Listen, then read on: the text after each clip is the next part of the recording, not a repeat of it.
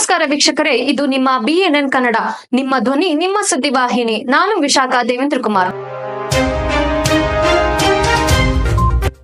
ಶ್ರೀ ವೀರಭದ್ರೇಶ್ವರ ದೇವರ ಅದ್ದೂರಿ ಜಾತ್ರಾ ಮಹೋತ್ಸವ ಬೀದರ್ ಜಿಲ್ಲೆಯ ಬಸವಕಲ್ಯಾಣ ತಾಲೂಕಿನ ಪ್ರತಾಪುರ ಗ್ರಾಮದಲ್ಲಿ ಸಡಗರದ ವಾತಾವರಣ ನಿರ್ಮಾಣವಾಗಿದೆ.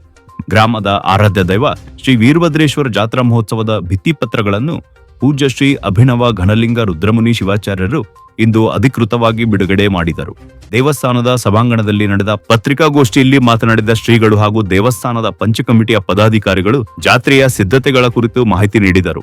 ಶ್ರೀ ವೀರಭದ್ರೇಶ್ವರ ಮನೋಮಂದಿರದಲ್ಲಿ ಧ್ಯಾನಿಸಿಕೊಂಡು ಶ್ರೀ ವೀರಭದ್ರೇಶ್ವರ ಜಾತ್ರಾ ಮಹೋತ್ಸವ ಪರ್ತಾಪುರ ಗ್ರಾಮದಲ್ಲಿ ಬಹಳ ವಿಶೇಷವಾಗಿ ಪರ್ತಾಪುರ ಹಾಗೂ ವಿವಿಧ ಗ್ರಾಮಗಳಿಂದ ಭಕ್ತಾದಿಗಳು ಆಗಮಿಸಿ ಒಂದು ಸುಂದರವಾಗಿರುವಂತಹ ಜಾತ್ರಾ ಮಹೋತ್ಸವ ಪ್ರತಿ ವರ್ಷನೂ ಕೂಡ ಮಾಡ್ಕೊಂಡು ಬರ್ತಾ ಇದ್ದಾರೆ. ಇದಕ್ಕೆ ತನ್ನದೇ ಆಗಿರುವಂತಹ ಇತಿಹಾಸ ಪರಂಪರೆಯನ್ನು ಹೊಂದಿರುವಂತಹ ಈ ಒಂದು ಜಾತ್ರೆ ಉದ್ದೇಶ ಏನು ಅಂದ್ರೆ, ಜಾತ್ರೆ ಅಂದ್ರೆ ಕೇವಲ ಸಡಗರ ಸಂಭ್ರಮದಿಂದ ಜಾತ್ರೆ ಮಾಡಬಾರ್ದು, ಅದ್ರ ಜೊತೆಗೆ ನಮ್ಮಲ್ಲಿರುವಂತಹ ಅಂಧಕಾರವನ್ನು ತೊಳಿಬೇಕು ಅಂತಕ್ಕಂಥ ಭಾವದಿಂದ ಇದು ಒಂದು ತರ ಅನುಭವದ ಜಾತ್ರೆ. ಈ ಜಾತ್ರೆಗೆ ಹೆಚ್ಚಿನ ಸಂಖ್ಯೆಯಲ್ಲಿ ಬಂದು ಈ ಜಾತ್ರೆಯಲ್ಲಿ ತಾವು ಕೂಡ ಭಾಗಿಯಾಗಿ ವೀರಭದ್ರೇಶ್ವರ ಕೃಪೆಗೆ ಪಾತ್ರ ಆಗಬೇಕು. ಮತ್ತೆ ತಾವು ಬನ್ನಿ, ತಮ್ಮವರನ್ನು ಕರೆದುಕೊಂಡು ಬನ್ನಿ. ನಮ್ಮ ಜಾತ್ರೆಯನ್ನು 14ನೇ ತಾರೀಕಿನಿಂದ 21ನೇ ತಾರೀಕಿವರೆಗೆ 7 ದಿವಸ ಜರುಗಲಿದೆ. 14ನೇ ತಾರೀಕಿನ ಶಲ್ಯ ಸುಡುವ ಕಾರ್ಯಕ್ರಮ ಇರುತ್ತದೆ. 15, 16, 17, 18, 19 ಪ್ರತಿದಿನ ದಿನ ಸಾಯಂಕಾಲ ಮನೋರಂಜನೆ ಕಾರ್ಯಕ್ರಮಗಳು ಇರುವೆ. ಟಿವಿ ಕಲಾವಿದರು ಹಾಗೂ ಹಾಸ್ಯ ಕಲಾವಿದರು ಎಲ್ಲ ಬಂದಿದ್ದಾರೆ. ಅದೇ ತರ ಎಲ್ಲ ಪೂಜ್ಯರು ಅವರ ಆಶೀರ್ವಚನ ನೀಡಲಿಕ್ಕೆ